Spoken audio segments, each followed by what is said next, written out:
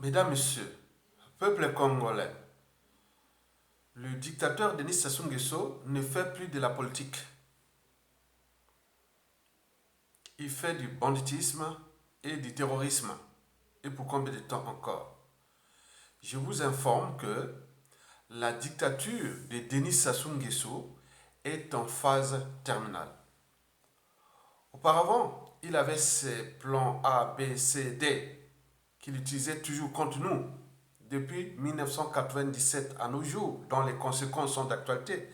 Nous aussi, on a désormais aussi des plans A, B, C, D contre lui. Et n'oublions pas que lui aussi avait des moyens. Il a des moyens énormes de l'État qu'il a subtilisés pour ses intérêts contre nous, peuple congolais. Mais nous aussi, on a désormais des moyens aussi. Donc l'enjeu pour nous ici est de sensibiliser, conscientiser et mobiliser le Congolais, le peuple congolais, du nord au sud, de l'est à l'ouest, tant au niveau civil, politique et militaire, que la dictature de Denis Sassou Nguesso est à la fin. C'est fini. Vous savez que le combat entre un dictateur et le peuple sera toujours dans 100% des cas perdu par le dictateur. Et pourquoi? Parce que c'est comme le combat de l'homme contre la nature. Il sera toujours perdu par l'homme. Le combat de l'homme contre la nature, il sera dans 100% des cas perdu par l'homme. Donc, dans ces situations, ceux qui ont au moins parfois un cerveau, une âme, une conscience, ils cherchent les solutions de repli. Mais or, Sassou n'a pas cherché des solutions de repli depuis, mais il s'est affronté de ce peuple. Et c'est là que je vous dis qu'il va finir comme le combat de l'homme contre la nature.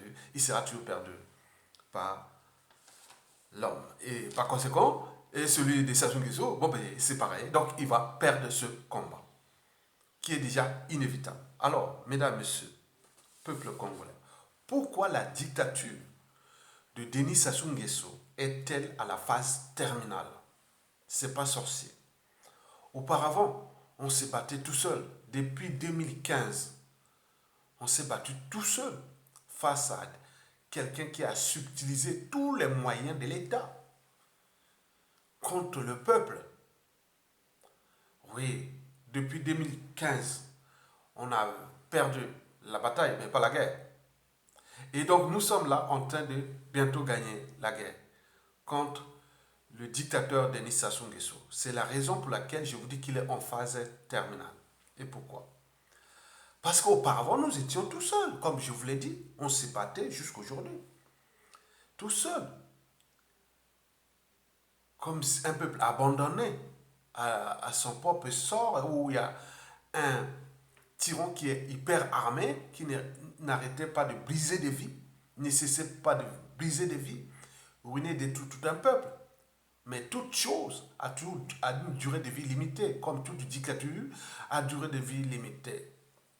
Donc Sassou est à la fin. Je vous l'ai dit plusieurs fois que la dictature de Sassou, c'est comme ça. On est parti de 1997. Là, nous sommes là.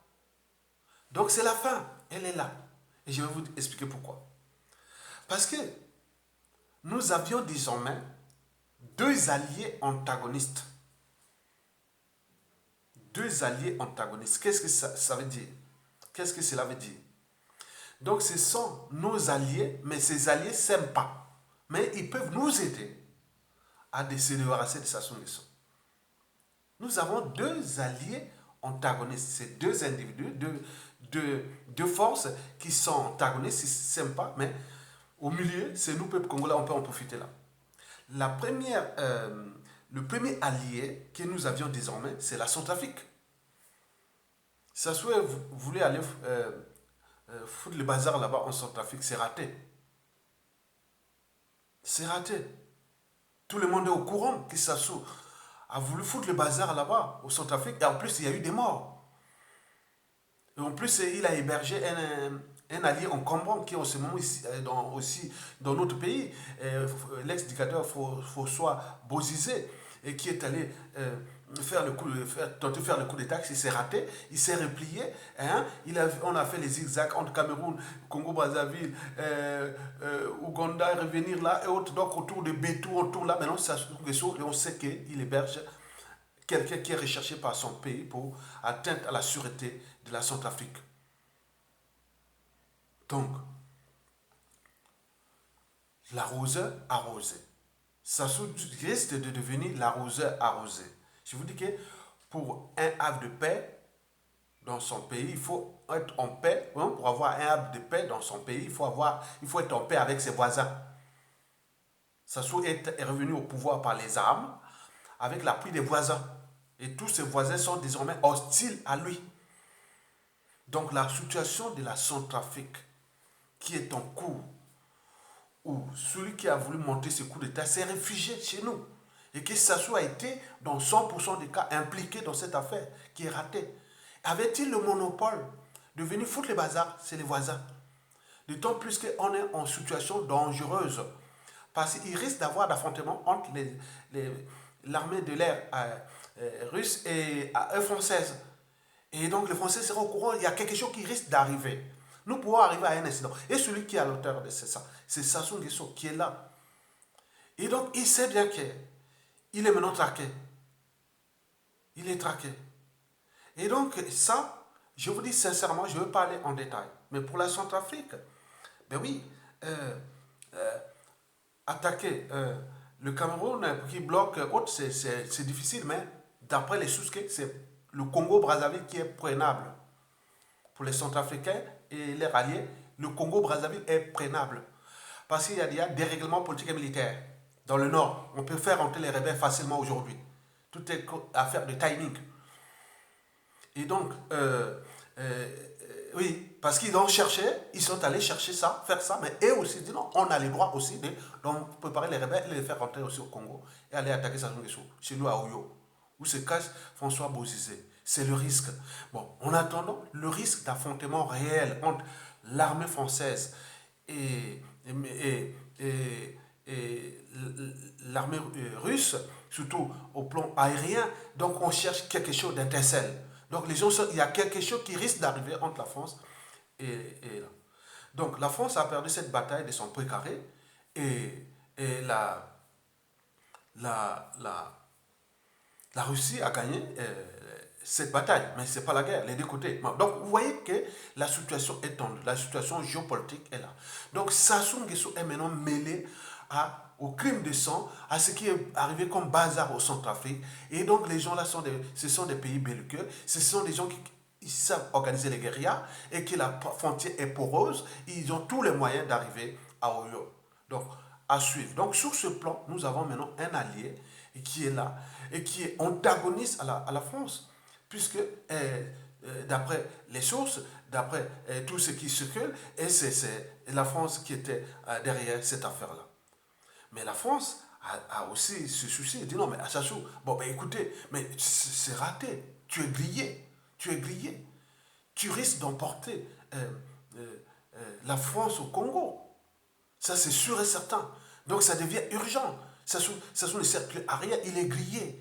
Et là, ce qui se dessine, c'est que avec les tensions sociales et l'agenda Sassou Nguesso des présidentielles, qu'il a voulu faire la révision des listes électorales, qui ne peut même plus depuis le 7 janvier, on sait pas, c'est au point mort, et tous les gens sont en train de tendre leur plan B, C, D, comme ça sous la fait. Donc il risque d'avoir quelque chose. Si la France ne prend pas les devants, et si ça arrive quelque chose de ça, c'est-à-dire les relations diplomatiques, économiques, stratégiques, militaires et autres entre la France et le Congo-Brazzaville risquent de devenir potentiellement et structurellement problématique. Et donc la France risque de prendre les devants. Qui dit non, ça y est, qu'est-ce qu'on sert encore? Tu as détruit ton pays, tu es maintenant grillé, la France est grillée, la France-Afrique et tout. Partout, on est en train de chercher à chasser l'armée française. Et donc, préserver le peu qui nous reste, l'Afrique centrale. On a perdu déjà la bataille de la Centrafrique, on ne va pas perdre celle du Congo-Brazzaville qui est imminente. Puisque là-bas, dans les réseaux, on dit non, ça on a cherché. L'arroseur arrosé. Donc ça sous risque d'être chassé par une coalition de rebelles ou quelque chose qui va sortir de manière spontanée. Et donc, On ne le sait pas parce qu'il a son agenda du 21 mars 2021. C'est le détonateur. Comment va-t-il passer? Comment va-t-il faire ça? Avec tout ce que les autres ont fait. Donc la France risque, comme la Centrafrique, oui, la Centrafrique s'il devant, eh oui, c'est que le Congo va se retourner sur les girons russes qui, il faut le dire, malgré les apparences, beaucoup commencent à dire oui, ouf, pourquoi pas. Bon, donc, et si la France devance les Russes, c'est-à-dire aujourd'hui, dit non, mais on ne va plus faire ce jeu-là. De toute façon, c'est fini, le mal est fait. Sassou, c'est fini. Sassou, son clan, sa famille, on peut tout faire. C'est incurable. Et donc, c'est prendre les devants et on rentre dans une transition, on provoque quelque chose de trouble ou de ceci qui va arriver, Sassou va être chassé, fouillé, on va rentrer dans une transition. La France pourra être là pour contrôler la transition. Et on va régler cette problématique de transition. Nous voulons que la transition. Nous n'sommes pas en guerre avec personne, hein, ni la France, ni la Russie, ni les Chine, ni les Américains, autres. Nous, on veut être libres, dignes et heureux. Chez nous, sont ces forces militaires qui viennent nous emmerder. Et donc là, la situation est là, mesdames et messieurs, peuple congolais. Donc on a deux ennemis qui deviennent nos alliés. La Centrafrique avec les Russes et la France qui était avec Sassou et dit ah tiens, ah non, Sassou, ah non, c'est fini là. Tu risques de... Oui, nos intérêts vont être menacés. Et c'est sûr, il faut voir les officines politiques et militaires et autres. Les gens ne veulent plus de cette France-là au Congo-Brazzaville. C'est vrai, à cause de Sassou Nguesso. Et à cause de ce qui se passe de la France-Afrique. Et donc, Sassou Nguesso risque d'être chassé par la France en prenant les devants, souvent le mieux. Mais de toute façon, faire la prolongation ne servira qu'à monter l'énergie potentielle contre Sassou Nguesso et sa France-Afrique. Donc, pour dissiper cette énergie potentielle qui risque de se transformer en une énergie cinétique contre Sassou Nguesso, son clan et aussi la France-Afrique. Donc, il faut dissiper cette énergie, donc anticiper la meilleure défense et l'attaque. Et donc, certainement, il faut aller là. Donc, vous voyez que Sassou est allé provoquer les Centrafricains. Et là, il y a eu des morts, les gens sont en colère là-bas. Les gens cherchent les moyens, peut-être ceci, ils ont des stratégies, ce sont des pays belliqueux, ils vont structurer quelque chose qui risque d'arriver facilement à déloger Sassou Nguesso. À défaut, c'est la France va prendre les défauts, dire ah tiens, si je laisse encore ce merdier, hein, ce pompé pyromane qui est avarié, pourri, donc ça risque d'avoir mes intérêts, mes intérêts de la France sont au-dessus des intérêts de Sassou Nguesso. Donc la France n'a pas d'amis permanents, n'a que ses intérêts. Donc là, Sassou est fini. Donc comment continuer à entretenir quelque chose qui entraîne tout le monde dans ce pays? On dit non, mais c'est comme une punition que Sassou Nguesso et la France, l'Afrique, nous ont fait dans ce pays. Donc il faut anticiper cette énergie potentielle pour qu'il ne se transforme pas en énergie cinétique et qui va dévaster dans un mouvement de colère et de tout ce qui va arriver dans le désordre. La France dégage. Bon, donc vous avez tout compris. Donc comme on dit que jamais 203, donc nous avons déjà des alliés. Peut-être nous aurons un troisième allié qui peut nous en cacher d'autres. Peut-être l'Angola ou la RDC. Donc vous imaginez, d'autant plus que Tshisekedi a demandé à Denis Sassou Nguesso de libérer Moukoko, il a refusé. C'est un rancunieux. Vous voyez comment, je vous dis sincèrement, les Congolais soyez, et moi je parle de la famille de Sassou, du clan, de la famille et autres. Regarde ce qu'il a fait à Moukoko là. Ils sont tête pour rien du tout. Ce qu'il a fait au commissaire de Sac, ce qu'il a fait aux autres.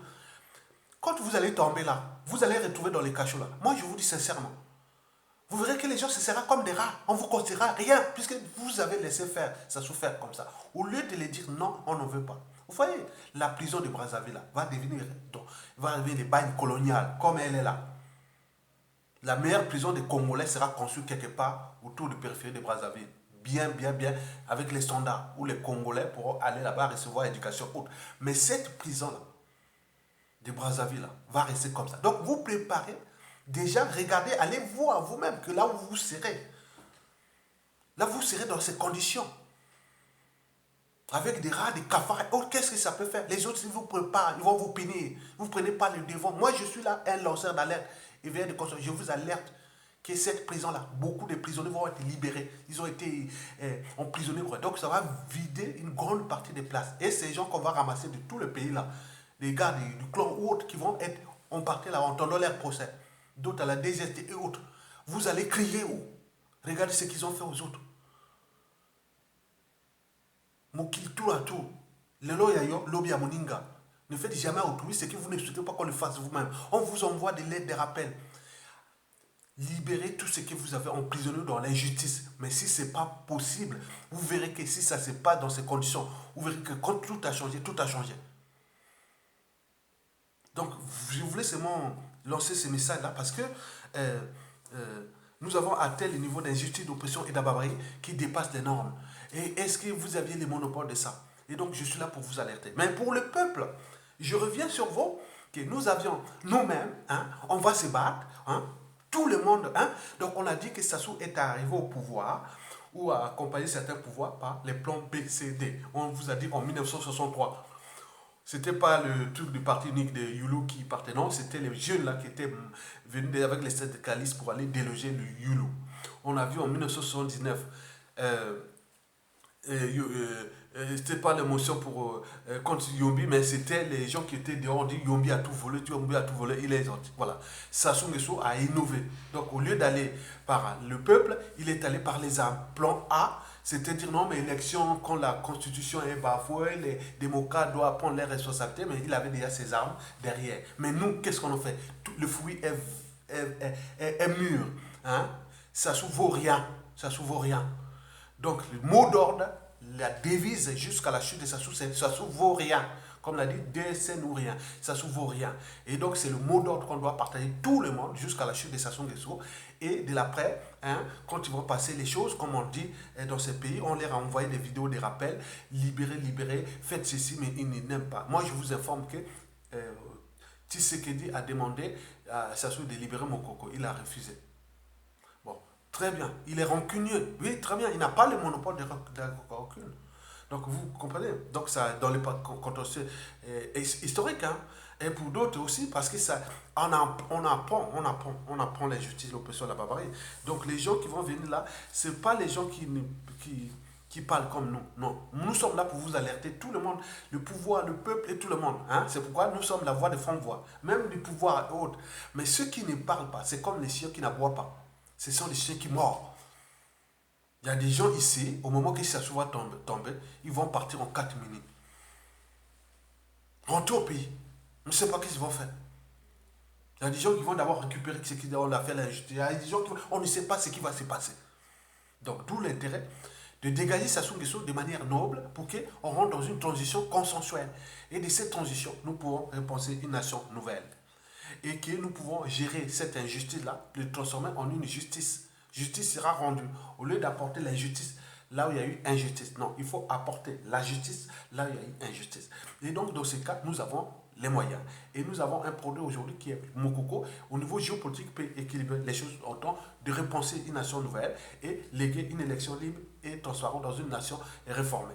Donc, c'est possible avec des enjeux avec nos alliés, à France Afrique, des peuples, et plein de trucs qu'on va réformer ensemble. On est obligé. Donc, j'ai terminé pour vous dire que Denis Sassou Nguesso a désormais deux ennemis, la Centrafrique et la France-Afrique. Et qui voit que ses intérêts risquent d'être menacés par Sassou Nguesso. Donc, c'est à nous de continuer à foncer. Seule la lutte libère. Et donc, nous allons nous libérer du monstre de Denis Sassou Nguesso. Mesdames, Messieurs, peuple congolais, je vous remercie et à bientôt. Et bon vent au peuple congolais.